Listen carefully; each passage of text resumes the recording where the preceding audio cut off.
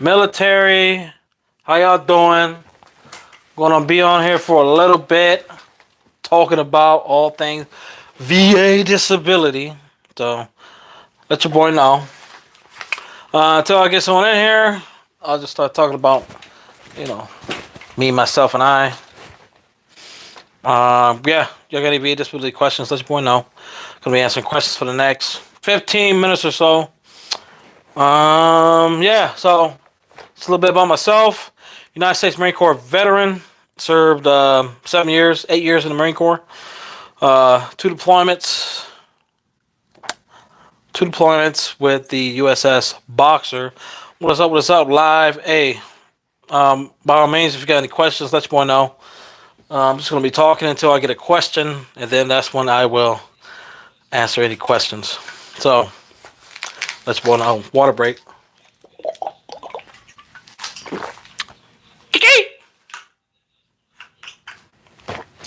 But yeah, if you got any questions, let me know. I'm in here. In here for y'all. Too bright. Ah! Yeah, so. So served in the Marine Corps 8 years.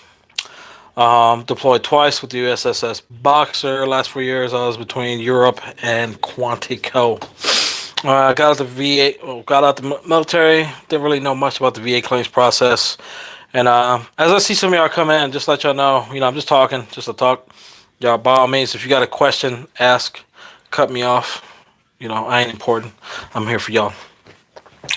But yeah, so Marine Corps, blah blah blah. I was at 10% when I got out. Cool. Yeah, I really didn't think about the benefits. Um, you know, Pursuing a higher percentage, and or yeah, just pretty much with the higher percentage. I didn't think about the monetary value or the additional increased benefits. Being at at least 100% here in California, it goes a long way.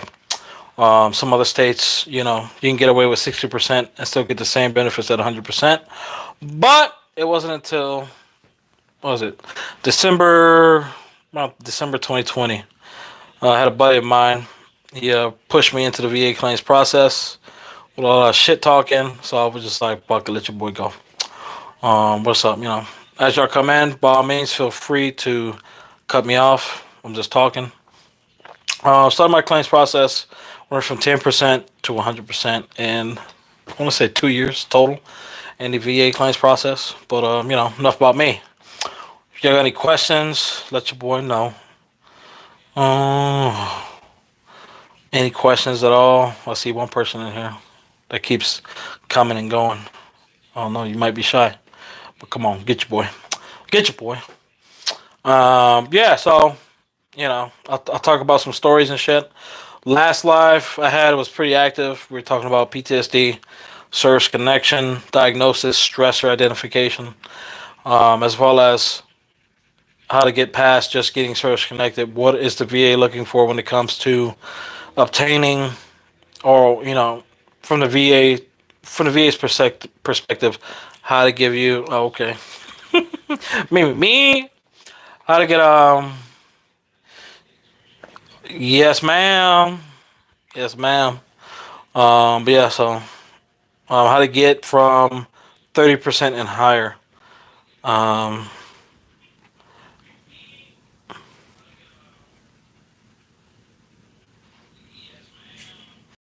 Reconnecting. But yeah, yeah, we are talking about that stressor identification for PTSD, diagnosis, and how to best prepare yourself for service connection, as well as get anything higher than 10%. Because for 0 and 10%, all you need is the diagnosis and identification for your stressor for PTSD. For any regular mental health disability, you just need a diagnosis and onset medical evidence showing it starting in the military.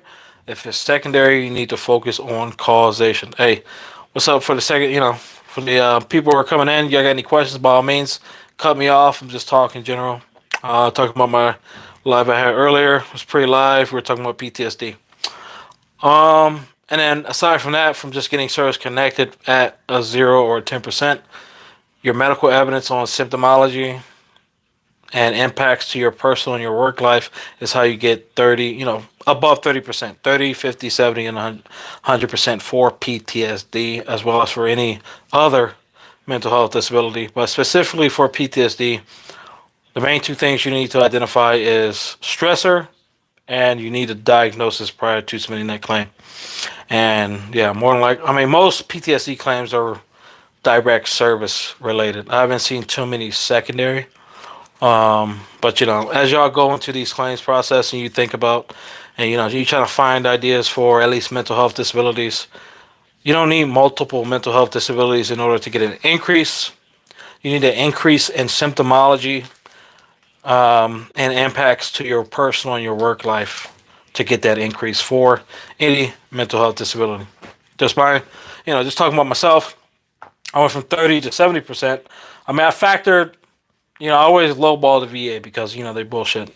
And, as y'all come in, by all means, cut me off. I've told this story a few times between here and, other places in the ether. But I went from 30 to 70%.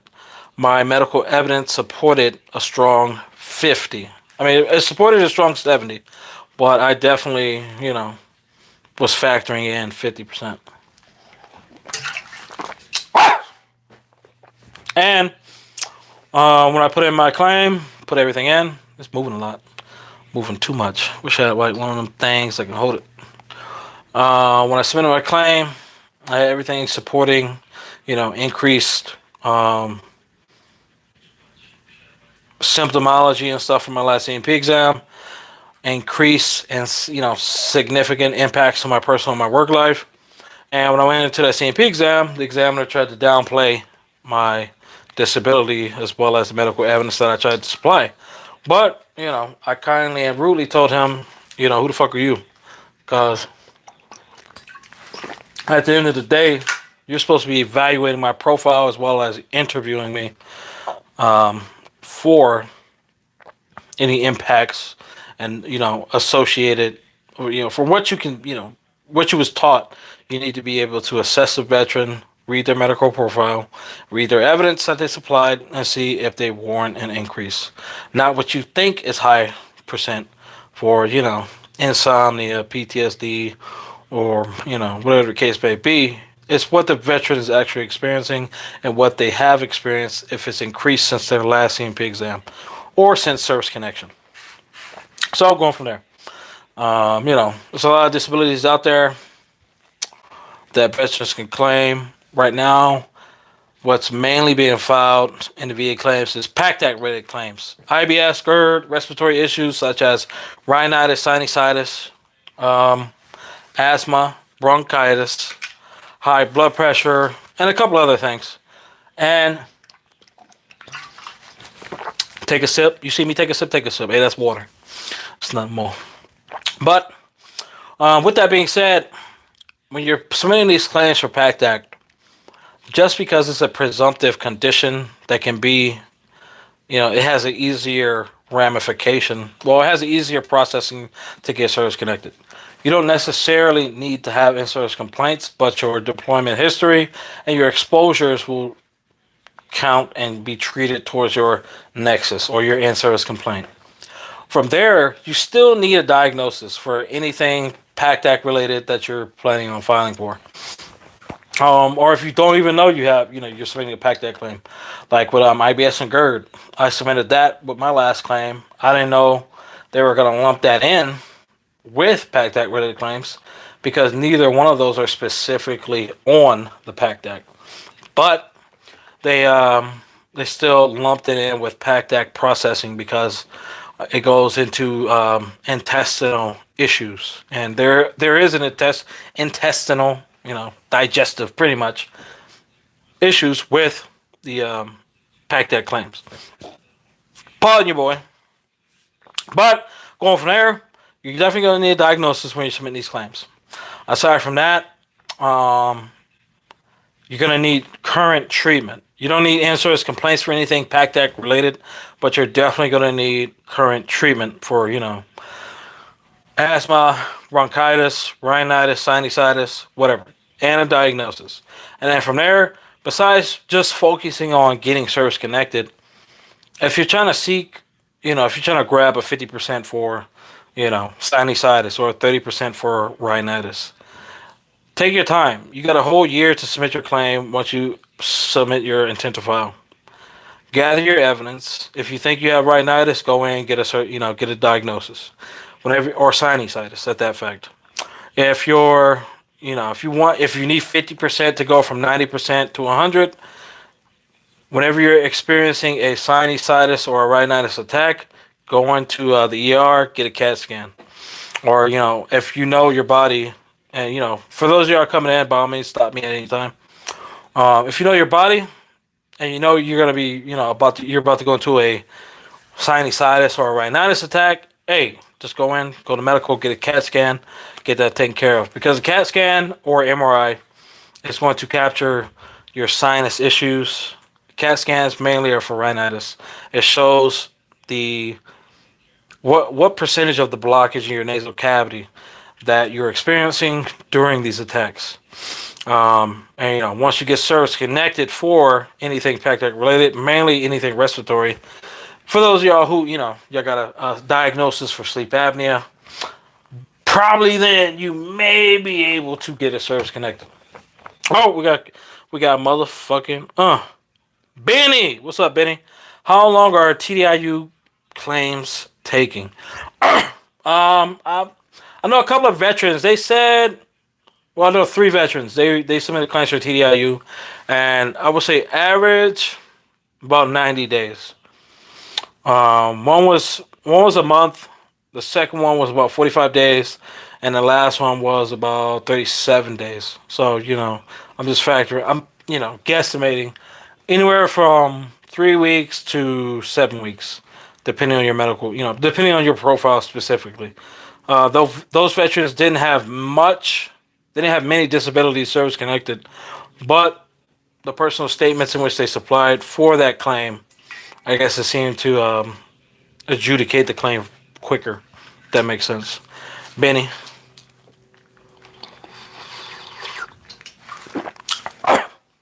Anything else? But yeah, by all means, stop me. I'm just talking. As y'all come in, stop me.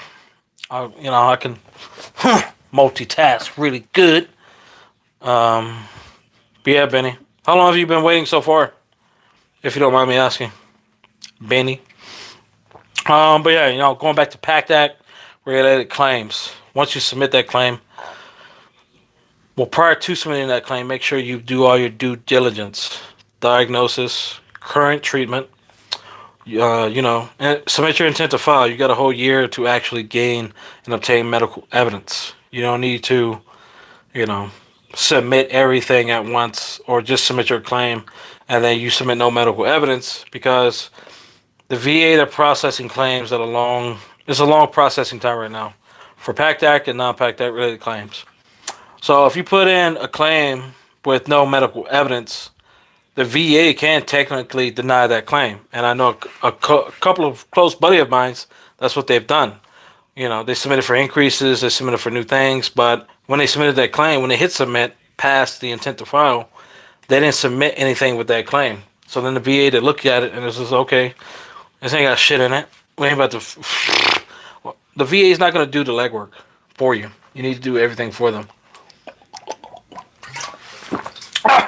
You definitely need to put yourself in the best position to make it easy for that CMP examiner and for that VSR to adjudicate your claim. You don't want anything since May, thanks. Okay. Sheesh. Beginning of May, I mean, it's been, what, 4? Well, no. I mean, it's been 2 to 6 weeks, depending on when you submit it in May. But I would say if it's, mid-May, well, if it's 2 to 6 weeks, I would say in the next 3 weeks or so, you should get some information, some update. If not, I recommend you go to Google, type in VERA, VA, and then you can schedule for the VA regional office that's dealing with your claim, or the one that's readily available to give you a call. Contact you, and they can give you a status update on that claim. Oh shit, 5% left. Oh! One segundo. Phone's about to die. Didn't plan correctly in here. So I'm doing the Debo shuffle. If y'all got any questions, let your boy know. I'm gonna take the mic off. Got a charge. Hopefully y'all can still hear me clear and crisp. Like a Washington green apple. Okay. Got 4 people in here. Hey, by all means, stop me whenever you have questions. Sorry for the technicalities. I had to charge the phone. Damn. Oh, that's giving me a little sleep apnea symptoms right now.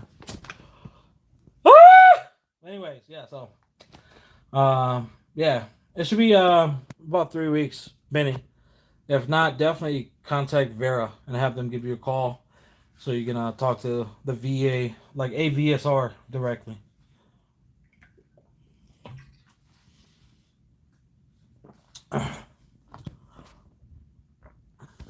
Anything else? Anything else? All right. So I get a question, I just keep talking. But, eyeballs. I see you over there lurking. I see you. Mrs. Motherfucking De Jesus. But yeah, so definitely you want to take care of your claims efficiently so you're not wasting your time. You're not waiting months for an adjudication and then it comes back at a 0% or denied. Especially for Pact Act claims right now. I mean, I will go as far as for all claims. Like, dude, like the VA is processing, I think it's at 1.2 million claims currently. So if your claim doesn't have a diagnosis, at the very least, that claim is going to get denied 100% within the first month it's submitted. Especially if you don't submit any medical evidence. So don't let these county VSOs tell you, oh, submit the claim, we'll submit everything else later. That makes no sense. Like, why are you trying to hide medical evidence or suppress it from the VA? I mean, the VA, you want to put yourself in the best position to get service connected as well as, progress through the VA claims process. Get a CMP exam. And then from the exam, get service connected. 0 or 100, 100%. Your main goal is to get at least a 0%. Get service connected. From there, you can always appeal. If you don't agree with the 0%, you can always appeal it, submit a higher level review, let the VA know, hey, I don't agree with the 0%. I think I should be at 50%. And then just go from there. I think I should be at 100% versus 50%. But you definitely got to definitely got to fight for yourselves, understand the process, and take it one claim at a time. Don't throw fucking 40 things at the wall, and then, that's 40 different, I don't know. I think, veterans who throw 40 things at the wall, half of those are fudging it. So, if you ain't got 40 diagnoses, you're about to get denied, not service connections, things of that manner. But yeah, any questions? I got one person in there. What you doing? I think I know what you're doing. What you doing? Yeah, I'm asking. I can hear you. I can hear you looking at me.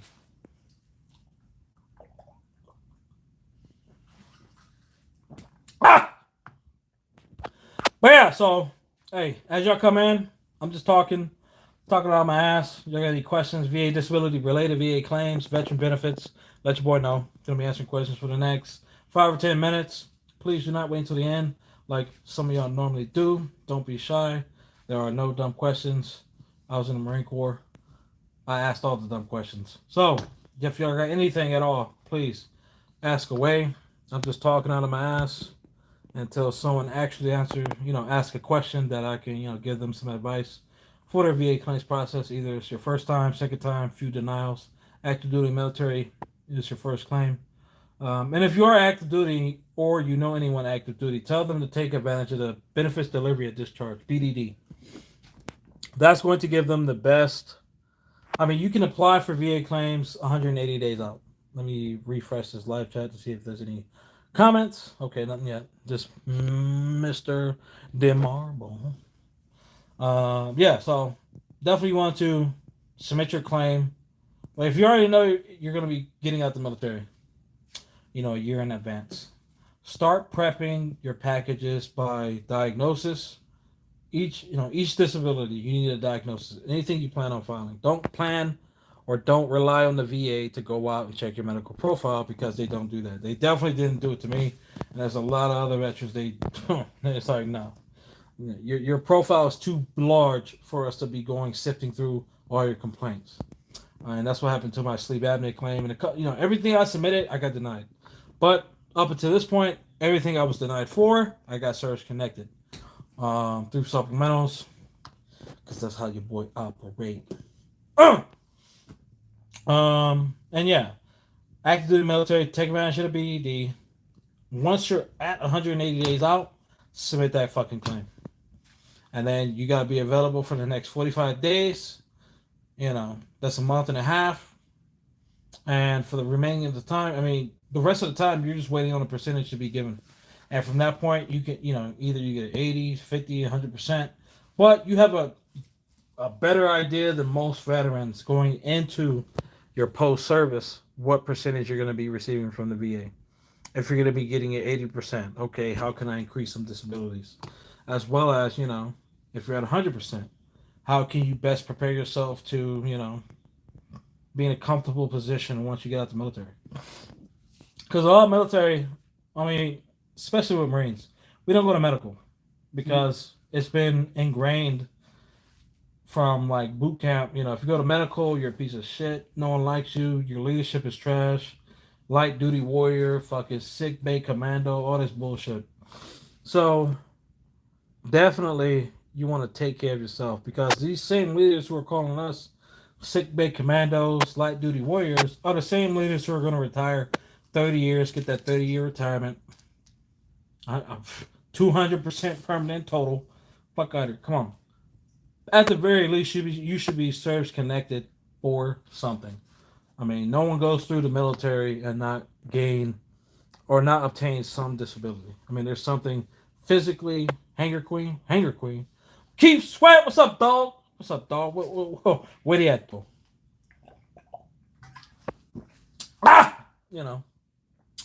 Just over here. Hanger Queen. Exactly. How can I get my percentage increased when it's service connected? Okay. It's best you answer you ask questions inside of the chat. But, VIP status.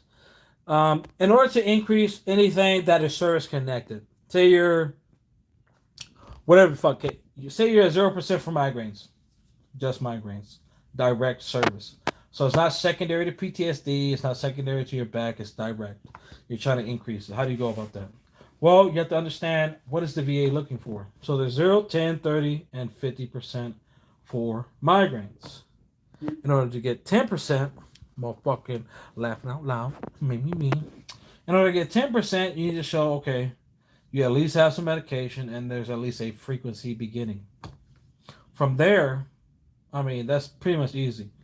30 and 50%, you need to show how often are you getting migraines or headaches? What's the severity? Are they prostrating? The difference between 30 and 50% is prostration and increased frequency, as well as what are the impacts these migraines is causing to your personal and your work life. Are migraines taking you out of, family gatherings? You dealing with your husband, your spouse, your kids? Is it taking you away from that? Yeah, you're going through a migraine, but you still got to take care of your kids. Is it taking you out of work? Are you missing, 2 to 3 days a day a week, because of your migraines? Have your job performance decreased? Has your responsibilities decreased? Have you not been able to get a promotion due to always being away from work to take care of your migraines? So all that medical evidence is good. You can capture the impacts your personal and your work life through a personal statement. And if you're seeing a psychiatrist or your doctor actually writes notes down, you can utilize the notes that the doctor is writing. That's medical evidence. Your personal statement is medical evidence. If you can obtain a statement from a coworker or that supervisor who's decreased your work, took away responsibilities, who's cock blocked you from getting promoted, that's medical evidence. So I mean, at the very least, I'm like, hey, dog. I mean, you ain't giving me no promotion. I'm over here making minimum wage. How about you fucking write this shit down on a sheet of paper so I can submit this with my claim? All right, Everett. Would a migraine claim be better as a secondary to tinnitus or sinusitis would? Tinnitus. Tinnitus wouldn't be a good secondary to. I mean, what the fuck? Sinusitis wouldn't be a good secondary to tinnitus because even though tinnitus is hearing, it's somewhat. I mean, in theory, it's connected ears, nose, and throat. However, medical literature doesn't. There's not strong medical literature that links the two together. If anything, migraines would be caused from tinnitus, and that's definitely there is significant medical evidence on that. Now, I'm not going to say it's strong medical evidence ever, but it's definitely significant medical evidence that shows tinnitus developing into or causing migraines as well as insomnia, mental health disabilities, anxiety, depression. Oh, I gotta take a sip. I've been talking too much for too long. Ah! Yeah, well, I mean, keep stopping me. I appreciate everyone who's in here. Appreciate your love. Appreciate the strife. Appreciate the comments. I appreciate y'all giving me the opportunity to give y'all some advice. Oh, no problem, bro. No problem. Everett, Mr. Robinson. Oh, you sound like you Neo. You the Matrix. Come on, I'm Morpheus. Let's go, baby. John Johnson, my neighbor, was on the Kitty Hawk and dry dock. Got out and Kitty Hawk. Dry dock. Was he in the Navy? These are some predated terminology. I think he was in the Navy. Worked around jet fuel. Okay. Now he has COPD. Can he file a claim as a peacetime veteran? Oh!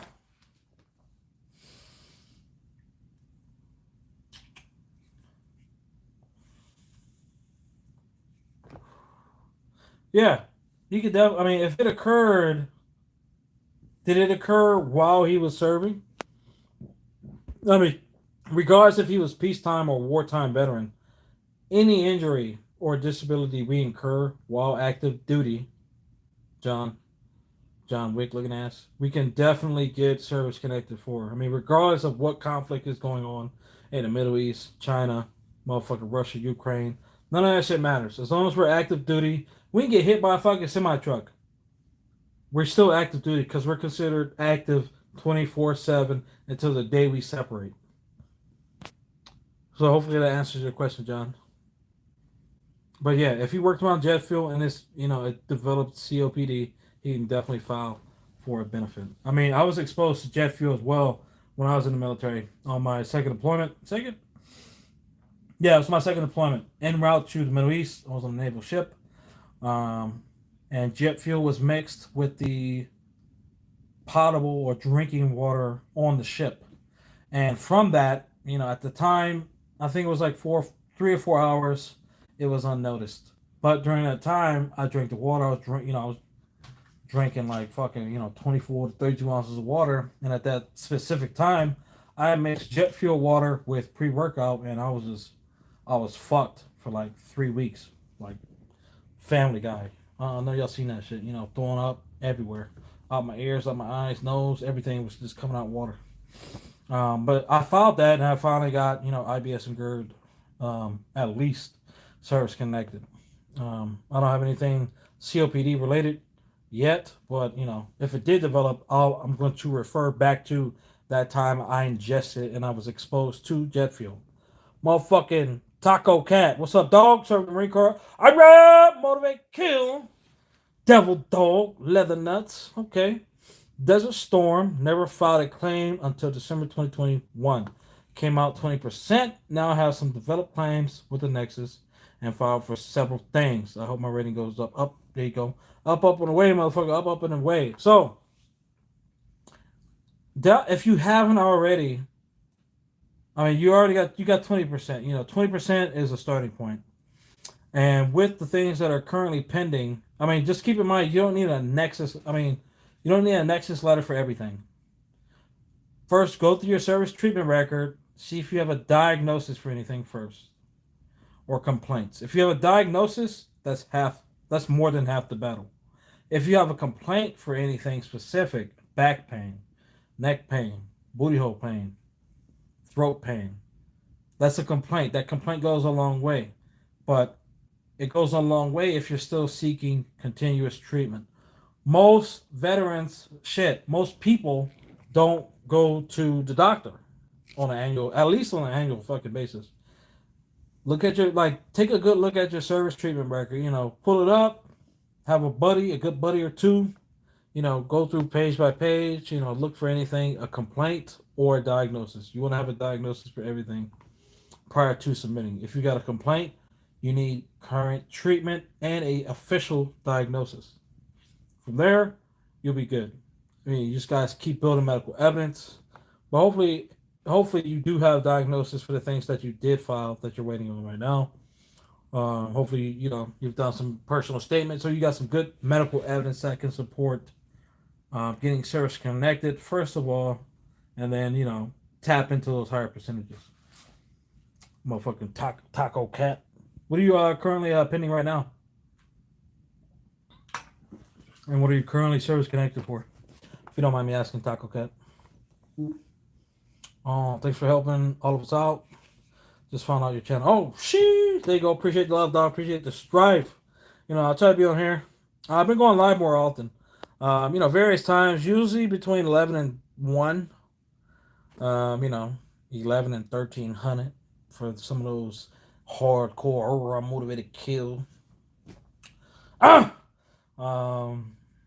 Yeah, today I think I went live 3 times. Just checking the demographics. Shoulder, bad surgery. Okay, yeah, definitely. And I mean, you can turn a shoulder injury. So if you have limit, so for any, I mean, I don't know. I mean, I'm sure you know, or hopefully, if you don't know, so for anything muscular skeletal, some things there's limited of range of motion.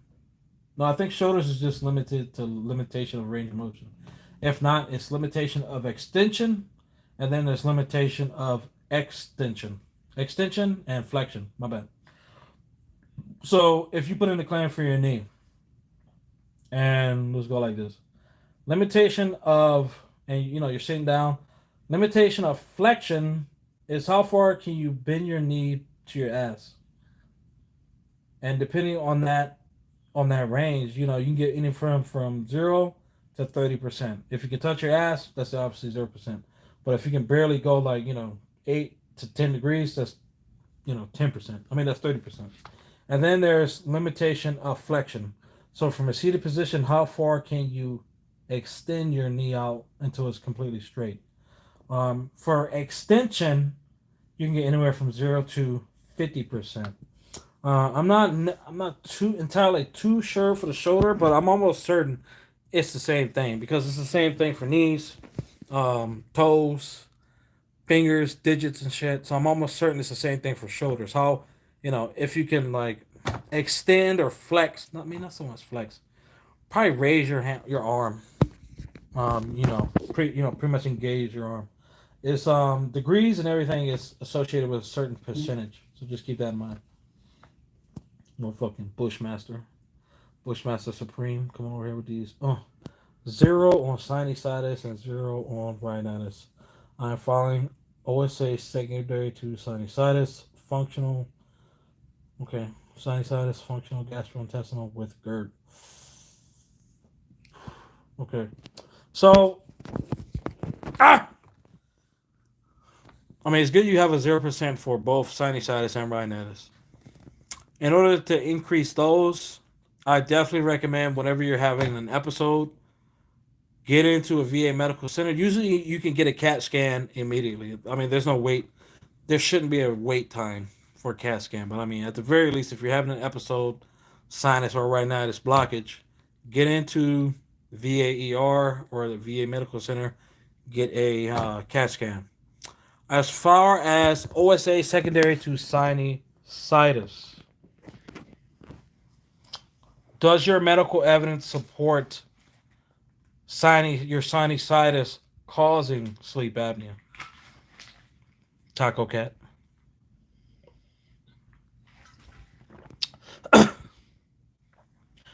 Like, not just like you thinking about it. Like, has your doc? Yes, it does. Okay. I mean, if it does, it does. If your doctor put on pen and paper, hey, motherfucking Taco Cat's over here fucking purring at night and he's choking on his tongue. Cool. Definitely, you want to have that in your medical evidence whenever you submit it. And do you have a diagnosis of sleep apnea as well as with that diagnosis? Do you have an ENT that were okay? That's good. That's good. Um, so do you have a diagnosis of sleep apnea as well as what's your usage for the CPAP machine? Is it required use or recommended use? Yeah, that's right, Keith Sweat. Yeah, right. Motherfucker Taco Cat over there like meow, choking on his tongue and shit. Come on, dog. Okay, who else? We got Carlos Mencia. I'm just fucking around. I have a question. Have you thought about wearing a diaper on your live stream for views? No, Carlos Mencia looking ass. See, I knew you was gonna be jokes. Fucking jokes. How about you put a diaper on your motherfucking head, dog? God bless America. But anyways, try not to laugh at that.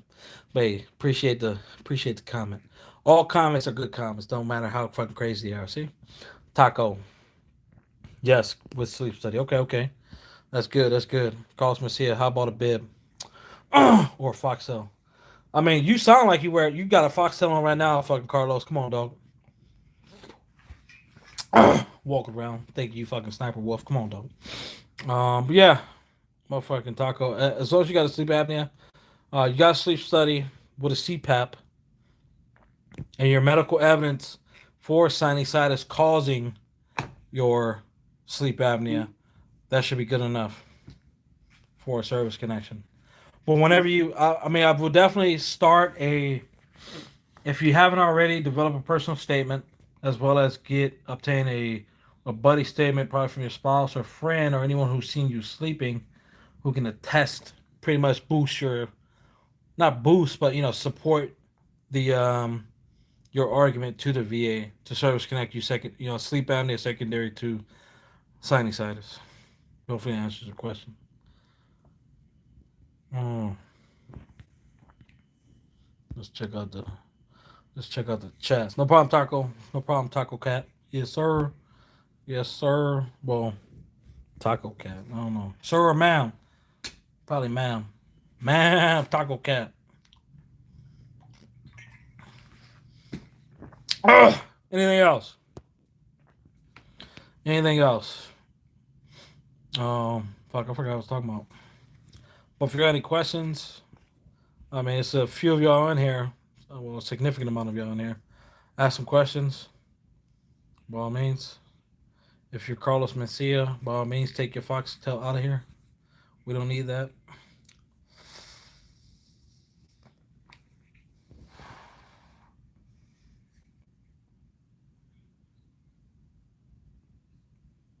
Anything at all? VA questions, VA disability, anything at all.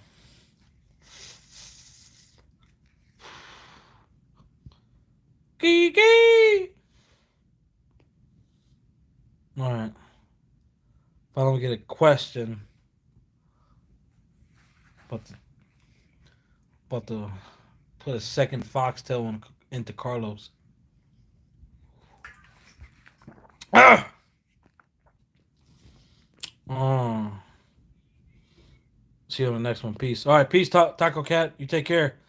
Oh yeah. And if you always want to, get offline, by all means, my email, my my business email is in the about me, or it's floating around in various different videos when people ask.